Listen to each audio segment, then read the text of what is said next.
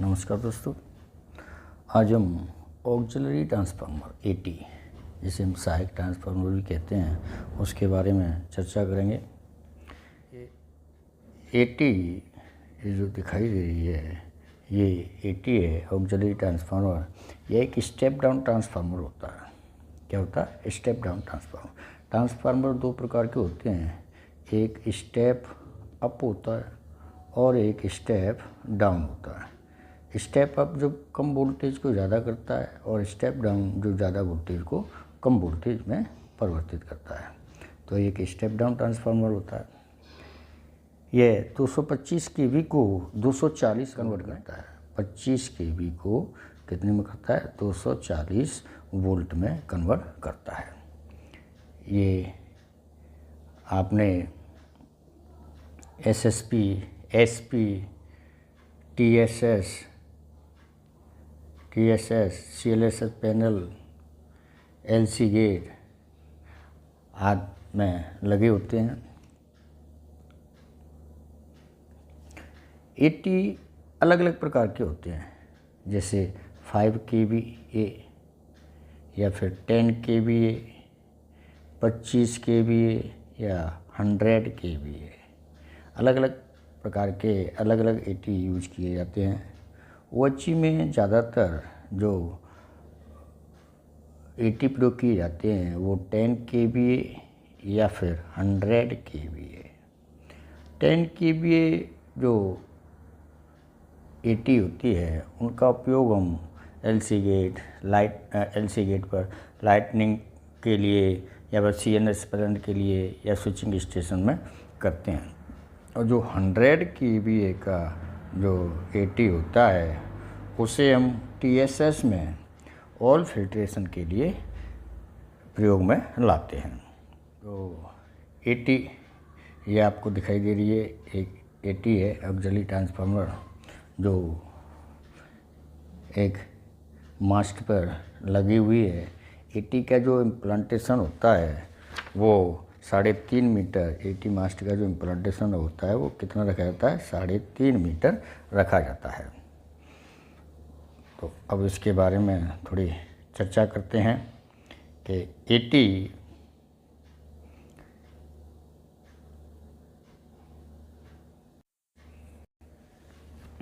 Eighty में ये tank में ऑयल भरा होता है तथा इसमें दो बाइंडिंग होती हैं, प्राइमरी बाइंडिंग, एक प्राइमरी और एक सेकेंडरी बाइंडिंग। कौन सी? एक प्राइमरी और सेकेंडरी बाइंडिंग। जो प्राइमरी बाइंडिंग होती है उसका एक सिरा ये बुशिंग इंसुलेटर के द्वारा एक सिरा 25 kV से जुड़ा होता है तथा दूसरा सिरा जो बरीड रेल या अर्थ से जुड़ा होता है। इसी प्रकार सेकेंडरी जो बाइंडिंग होती है उसमें भी दो टर्मिनल होते हैं, जो एक फेस से तथा दूसरा अर्थ या न्यूट्रल से जुड़ा होता है। तो टैंक में ऑयल भरा होता है और इसमें दोनों बाइंडिंग।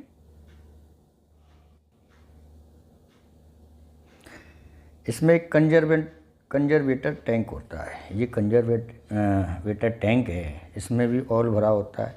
इसमें एक ऑयल इंडिकेटर लगा होता है जिससे हमें यह पता पड़ता है कि इसमें ऑयल लेवल कितना है।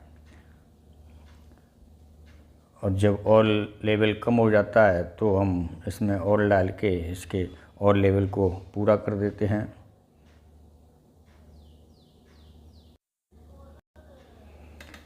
इसमें एक ब्रीदर होता है, गिरा हुआ, इसमें ब्रीदर है ये। इसमें ब्लू कलर का सिलिका जेल भरा रहता है। ये ट्रांसफार्मर के ऑयल में उपस्थित जो नमी होता है उसको सोख लेता है और सोख के पिंक कलर का हो जाता है। पिंक कलर जो सिलिका जेल का कलर होता है वो ख़राब होने का संकेत होता है। तो हम इस ब्रीदर को खोलकर सिलिका जेल को निकाल कर सुखा लेते हैं या फिर गर्म करके इसे फिर ब्लू रंग प्राप्त हो जाता है, तो फिर इसे इसमें कप में भर देते हैं। इसमें एक टेप चेंजर होता है। क्या होता है? ये टेप चेंजर है। इसमें 5 टेप होते हैं। 5 टेप होते हैं। टेप चेंज करके हम वोल्टेज को स्थिर रखते हैं। कि जब वोल्टेज 25,000 से ज़्यादा आ रहा हो, 26,000 हो या 27,000 हो, तो हम टेप चेंज करके उसे 220 वोल्टेज पर ही स्थिर रख लेते हैं।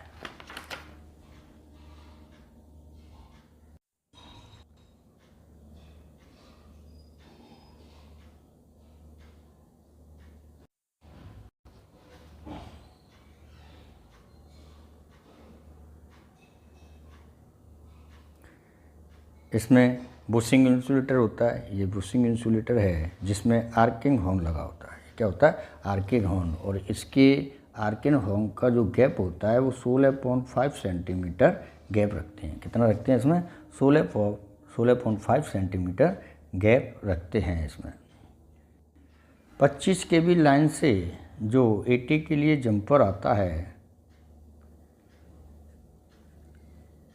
25 kV लाइन से जो 80 के लिए जंपर आता है, इसमें 9 टन इंसुलेटर लगा देते हैं, जिसमें भी एक आर्किंग हॉर्न लगा होता है। इसमें भी गैप हम 16.5 सेंटीमीटर ही रखते हैं। 16.5 सेंटीमीटर। इसमें एक डीओ फ्यूज लगा होता है। ये देखो ये डीओ फ्यूज है। ये डीओ फ्यूज लगा जाता है। इसकी ये असेंबली लगी हुई है, असेंबली है। डीओ फ्यूज का जो DO fuse ICDP iron clad double pole के फ्लॉट में लगा होता है। ये जो पीला पीला ये फ्लॉट है, इसके अंदर एक डीओ फ्यूज लगा होता है जिसकी रेटिंग 1 एम्पियर होती है।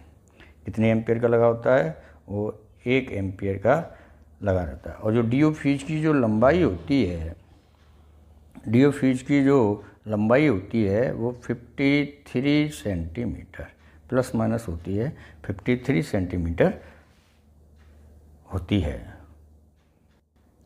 80 में जो ऑयल भरा होता है, 80 में इस टैंक में जो ऑयल भरा होता है, उस ऑयल का बीडीबी ब्रेक डाउन वोल्टेज 30 kV से कम नहीं होना चाहिए।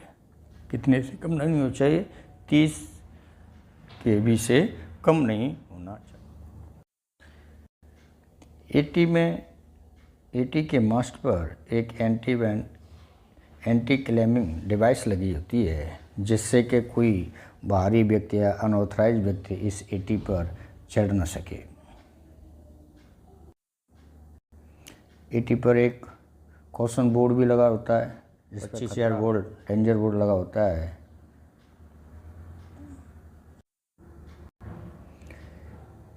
एटी को अर्थपिट से भी जोड़ा जाता है।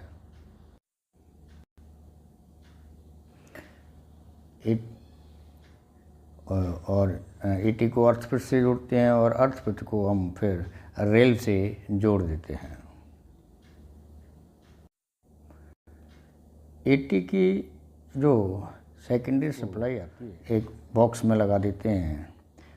यहाँ से एमसीबी बॉक्स लगाकर ये सप्लाई फिर सीएलएस पैनल के लिए या जहाँ भी लाइटिंग वाइटिंग के लिए यूज़ होती है वहाँ दे दी जाती है। एटी का जो मेंटेनेंस शेड्यूल होता है वो मंथली भी किया जाता है, क्वार्टरली भी होता है, हाफ ईयरली भी होता है और ईयरली मेंटेनेंस भी किया जाता है। तो दोस्तों, आज हमने जो OHE में 80 सहायक ट्रांसफार्मर प्रयोग किया जाता है उसके बारे में चर्चा हूँ। आपको ये वीडियो पसंद आया होगा। अतः आपसे अनुरोध है कि मेरे चैनल को लाइक, शेयर और सब्सक्राइब करें, जिससे कि मैं और भी वीडियो अच्छी बना सकूं।